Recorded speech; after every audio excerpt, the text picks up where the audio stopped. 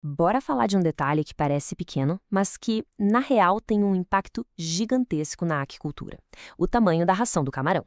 A gente vai descobrir como uma coisa tão simples pode ser a chave para o sucesso, ou não, de uma criação inteira. Olha só, vamos direto ao ponto. Para quem cria camarão, a ração é de longe o maior custo. Então a grande pergunta que todo mundo quer responder é essa: como a gente pode otimizar essa alimentação para garantir que cada grãozinho vire crescimento e não dinheiro jogado fora? E para achar essa resposta, a gente vai olhar para a ciência. Um pessoal lá do Oceanic Institute, no Havaí, fez um estudo super interessante lá em 2001 para tirar essa dúvida a limpo. Será que o tamanho da ração faz mesmo tanta diferença assim? Então, como é que eles fizeram isso, né? Para ter uma resposta séria sem achismo, eles precisaram montar um experimento muito bem controlado. Vamos espiar como essa investigação foi organizada. O esquema foi bem simples, mas genial. Primeiro, eles criaram uma única receita de ração, para todo mundo comer a mesma coisa.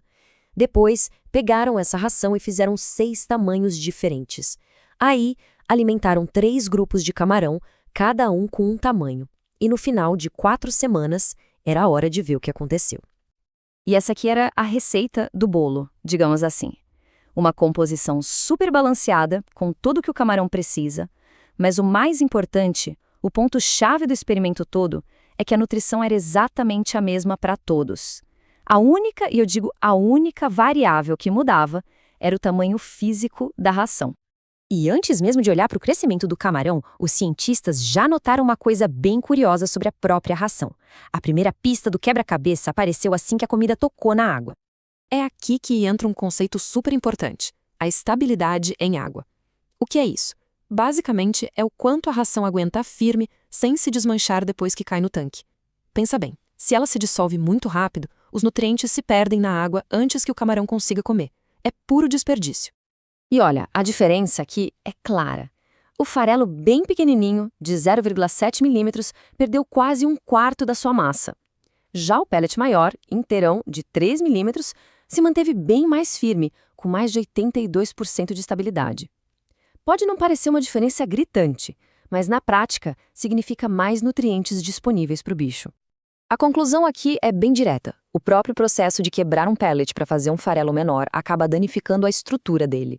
E essa estrutura mais fraca faz com que ele se desmanche muito mais rápido quando entra em contato com a água. Simples assim. Beleza, a gente já sabe que os pellets maiores aguentam mais na água. Mas e aí? O camarão cresceu mais com eles? É agora que a história fica realmente interessante, porque os resultados foram, no mínimo, surpreendentes. Vamos começar com os filhotes, o grupo dos camarões bem pequenos, com uma média de 1,1 gramas. A lógica diria que eles precisariam da ração menorzinha possível para conseguir comer, certo? Bom, vamos ver. Pois é, se prepare, porque o resultado é o contrário do que a gente imagina. O pior crescimento da semana, com 0,71 gramas, veio justamente da ração menor de todas. E o melhor, veio do pellet grandão, de 3 milímetros, que deu um crescimento de 0,83 gramas. Isso é quase 17% a mais. Incrível, né? Beleza, vamos para o segundo grupo agora.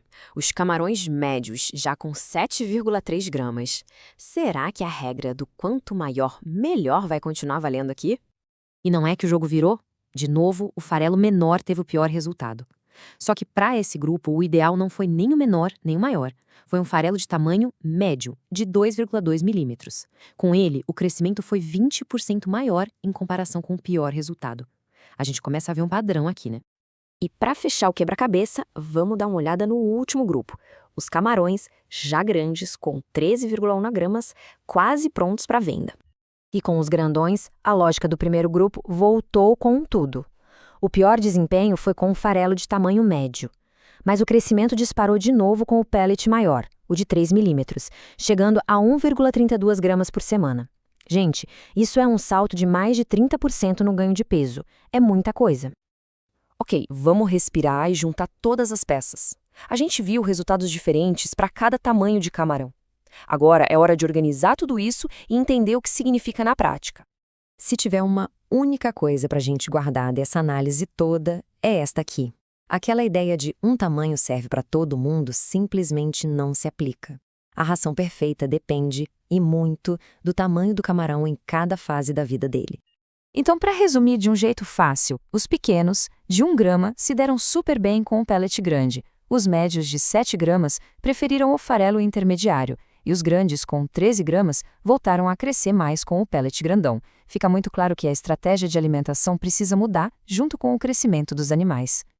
Essa frase resume perfeitamente a ideia. Escolher o tamanho certo da ração não é só um detalhe, um ajuste fino. É uma decisão estratégica, um fator crítico que mexe diretamente no crescimento, na eficiência e, no fim das contas, no bolso do produtor. E tudo isso deixa a gente com a pergunta no ar, né? Se uma mudança que parece tão boba como o tamanho do grão da ração pode aumentar o crescimento em até 30%, imagina só qual é o próximo grande salto de eficiência que está por aí, só esperando para ser descoberto e revolucionar a aquicultura de novo. Fica a reflexão.